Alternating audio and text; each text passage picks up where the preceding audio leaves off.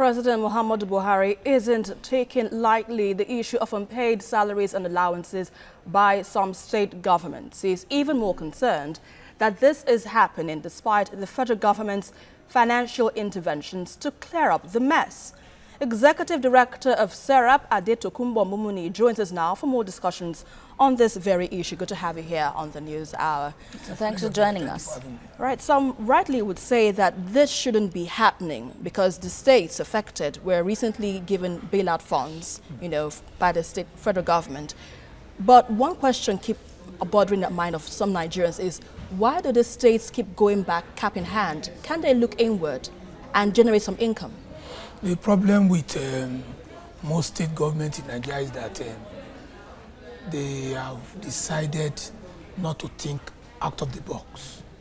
You see, when the idea that you have as a state governor is that you must always go to Abuja at the end of every month for what you call federal allocation. Handouts, I call it that. Yeah. And it's like you are not thinking how to generate funds internally.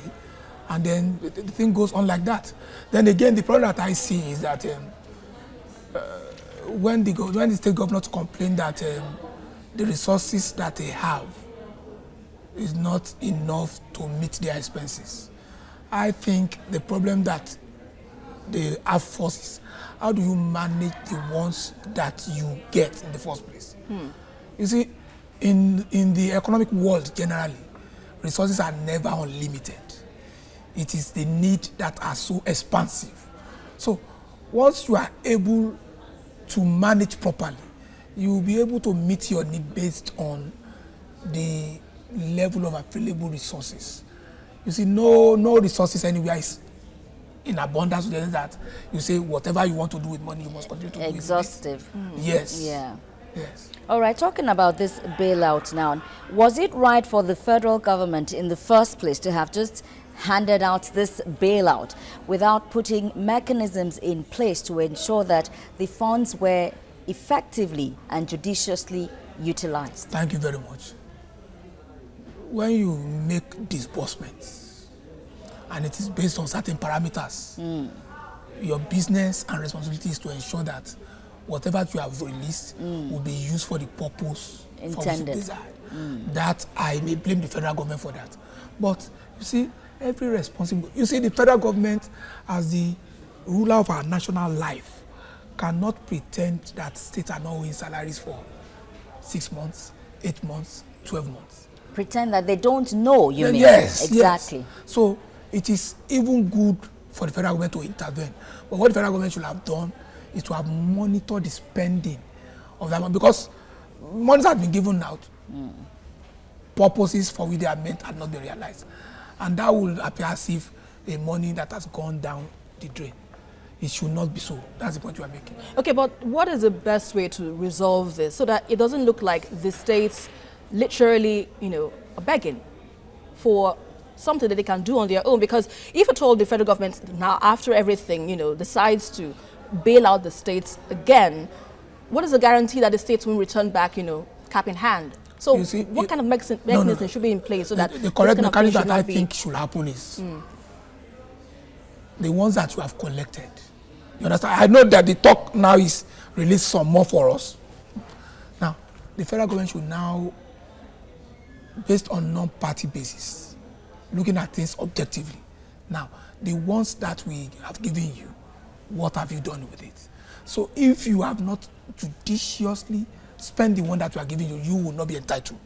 For others that have spent what we have given to them the way we thought it should be spent, they will be entitled to further assistance. That's the way it should be. But is it not better for them to now look at this issue of restructuring, because it will still boil down to the same issue of resource control? Perhaps if the states have their resources controlled by themselves, they will be able to manage their expenses or the matters that concerns them the most. Don't you agree? Let me tell you, you can't restructure mismanagement. I'm talking about resource control here. Yes, you see, first, let us assume that the only resource that you have is the one given to you by the federal government. Let's take that first. You have been collecting these resources for over time. How did it come to the situation that you are owing salaries, not 2 months, not 3 months, not 4 months, 12 months, 18 months?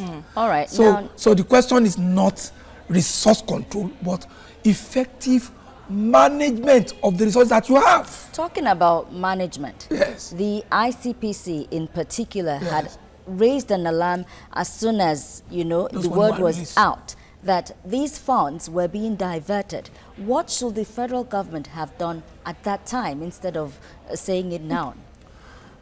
That brings me to the case that we have filed. You know, in these matters, we have intervened variously. We wrote to the Attorney General of the Federation that we have information that states diverted the bailout funds. Now, you see, that is why we have repeatedly called for the difference, distinction between the Minister for Justice and the Attorney General of the Federation. You see, the Attorney General will be the one to act in public interest, no matter whose horse is God. The Minister for Justice may be a politician, but the Attorney General will always act in public interest. And now, we wrote to the Attorney General. Now, this information is in public domain. What are you doing about it? Commence proceedings against the states that have diverted the fund. The Attorney General has not responded, and that was why we went to court. We were given the leave to now pursue the matter. As a matter of fact, the matter came up in court today. Incidentally, the Accountant General, who was cited as a defendant, just engaged a counsel. The matter is now adjourned to the 21st of November for further serious proceedings. Okay. So you see, the problem that we continue to have is that we continue to plate to reorder to not to get our priorities right. You understand? When you even say you have wage bills to meet, when you say you have wage bills to meet, are you talking about a proper wage bill? The system must be cleaned so that people that are not supposed to be on the payroll are not there. Are not there. You know, you continue to hear ghost workers and all those terrible things. I do think the genesis of this whole problem is that states are not economically viable, and that is what the federal government should look into, making states more economically viable. Adetokunbo Mumuni, Executive Director, SERAP, always a pleasure having you. Thank you for joining us on TVC News. Thank you very much.